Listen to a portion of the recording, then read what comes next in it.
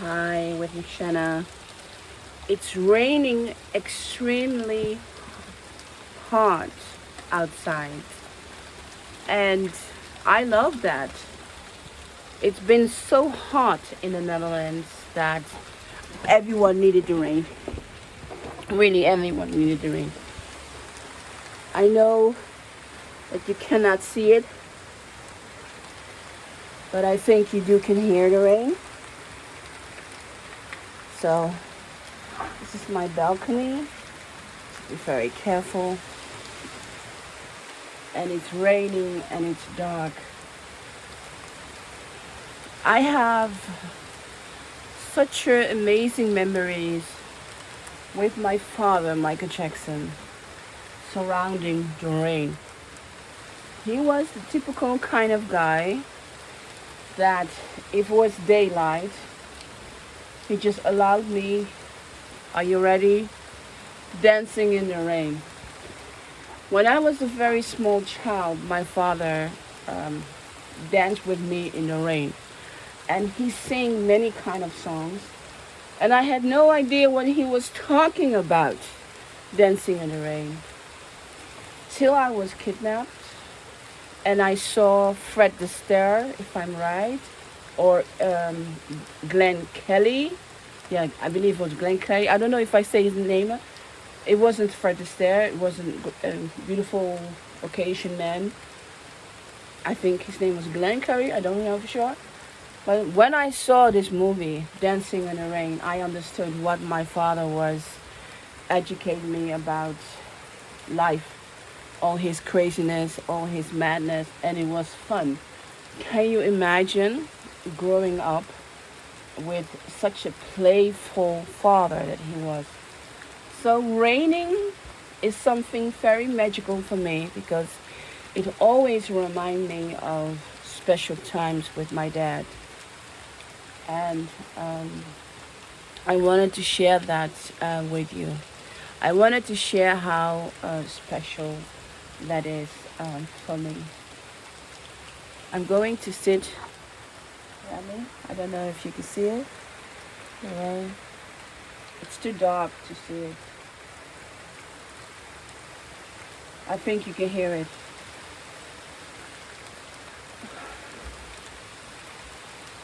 In Haiti, the raining season, where it kept raining, and people were becoming very scared if there would be a natural disaster. So I have walked in the street in Haiti with a lot of water, people being scared of the things that they own, you know. I have gone through that. I have seen it, the panic, you know. So when I was in Haiti, rain also had a different meaning in my life. And even then, my father, Michael Jackson, came and he made sure he protect me with his life. So in the raining season, my father made sure he was around to make sure that I was safe and well. So raining is very special, something in my life, very special. I'm going to sit on my balcony.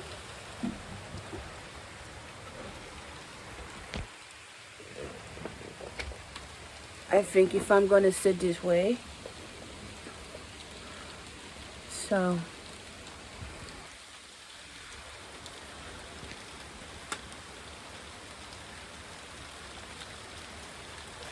today was a very special day because I heard that the court is making a date for my lawsuit with the Dutch government surrounding my kidnapping, and the date's gonna be in 2023. I know around which time it's going to be. I'm going to keep it for myself. It's a very special day in my life because we can finally talk about my kidnapping of 38 years ago, about what happened to my life, and that I want the Dutch government to take responsibility for. While the day was coming in, I was like, God, I wish my father, Michael Jackson, was alive to see this. I wish he was alive that I could fight with him about this. And so many questions that I would like to ask him, but I cannot ask him because he's no longer around. So today was a very emotional day. I'm very exhausted. That's why I'm going very early to bed. I can see that the winter time is coming because it's no longer long light. It's getting darker. I'm not going to tell you how early I'm going to bed, but I'm going really early to bed because I'm very exhausted. But when the date have come and I'm going to court, then I will let you, my YouTube followers, know about it. There's one thing that I cannot really handle, is that when people say to me like, hey, why didn't you do not do it when my father, Michael Jackson, was alive? Why are you talking about him now that he died? And these are questions that really make me sad, because these are people who haven't read my books, Truly Betrayal and Truly the Dark Side of Netherlands. And my father and I have walked our public, have walked our life, and he have tried to put me in a public in 2003. So my father, Michael Jackson, and I, my relationship with him and his relationship with me didn't start after he was dead. We have an history together. So when people trying to criticize me that I'm talking about my dad because he's dead, I want to make profit, I want to do this. The only thing that I really want, I want people to order my book, read my book, and let it all get in, make calculation of things, investigate it themselves about my life, then they will find out that I am not lying. Writing my autobiography is personal, emotional. The biggest thing that I ever did, because I have to share myself with strangers that I don't know. People can judge me of who I am, my background, my way of life. It made me feel very vulnerable. Writing my autobiography made me feel very vulnerable. Why? Because I'm not an Mariah Carey, Jessica Simpson, Kim Kardashian. I am someone who's unknown. You know, I haven't done a lot of interviews, international. I'm not famous for my sex tape. I'm not famous because I'm good in my acting, or I'm not famous because I'm a famous singer. So the judgment that people have that I'm only writing this book to make money, because they don't know me well, they don't know me at all, because I came to the world media and the paparazzi have really take my life down, make it sound like funny, even though I went through hell throughout of my life. I did not have a happy childhood. My childhood was quite like the childhood of my father, Michael Jackson, where I was abused, I was raped, and I was used for my money, for everything. So a lot of things are the same as the life my father, Michael Jackson, have lived. And so for people to come and judge me that I only want to be famous for me, I only want to sell books to make money, you know, that's really harsh. And I experienced it as something very, very, very painful. And so people coming here on my YouTube site criticize me. You know, I'm here on YouTube because my name have been put into death. I'm here on YouTube because the media needed to write about me, because I went to court to claim my inheritment with my father, Michael Jackson.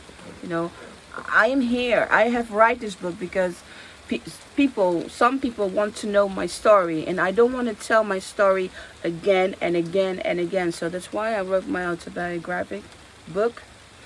There are many Michael Jackson fans that loved him, care about him, do not know about me. And when the world find out really Michael Jackson's daughter, I want to give them an opportunity to know in bit how my life was with my dad, the Michael Jackson in the 70s, 80s, 2000s that I know him. The Michael Jackson in the 90s. Even he's my father. He's not my father. I don't recognize this guy. Marrying Lisa Mary Presley, changing his face, becoming the king of pop. Even I know he's my father, but he's not the father that I know, that I grew up with. And but he's my dad. And my life have been hell because he's my father. And that is just a small part of my hell, of my life. And I want people to understand, when I went to court in 2010, this is serious, you know. I'm not, sometimes I like to make a joke that Billie Jean is my mother, because this is a woman claiming to be Michael Jackson's wife. And I love that story, you know. When my father was alive, I said to him, "Dad, are you sure Billie Jean is not my mother?"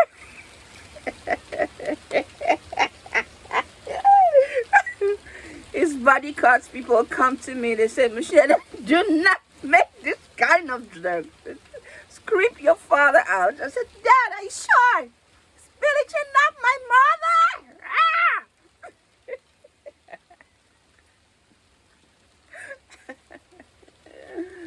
Oh, that's a fun.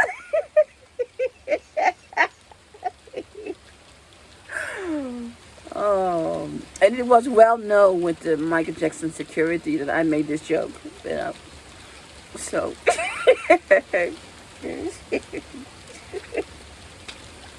sorry.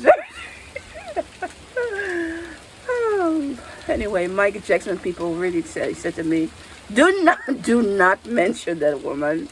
I said, "You sure?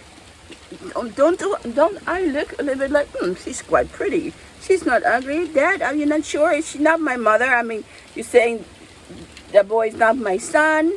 The world doesn't know about me. So, maybe I should have done that. Maybe I should go to court and say, listen, Michael Jackson is my father, and the woman, Billie Jean Jackson, is my mother. Maybe, maybe I would have received a little bit more respect from the press. My father passed away. He was murdered. And I hope he's not going to punish me for saying this, because he really did not like it, me saying that kind of thing. So, Dad, I'm sorry. Rest in peace. Anyway, when I read, when people say, no, we just want to have attention now that Michael Jackson died, it touched me. It touched me. It's really touched me when people say, and if I think too long about it, I'm going to cry, because it's very upsetting that they think about me that way. So it's very heartbreaking for me. And I just want people to know that this is not the case. And Billie Jean is not my mother.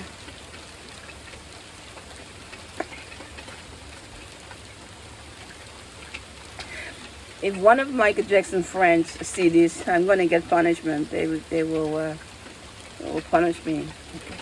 Don't punish me. Don't punish me. Don't punish me. I'm going to say it again. Don't punish me. Don't punish me. It's starting to rain harder, if you can hear. I love it.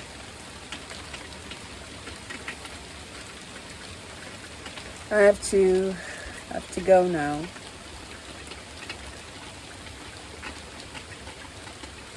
I'm just sharing my journey. That's what I'm doing, and I'm doing my best.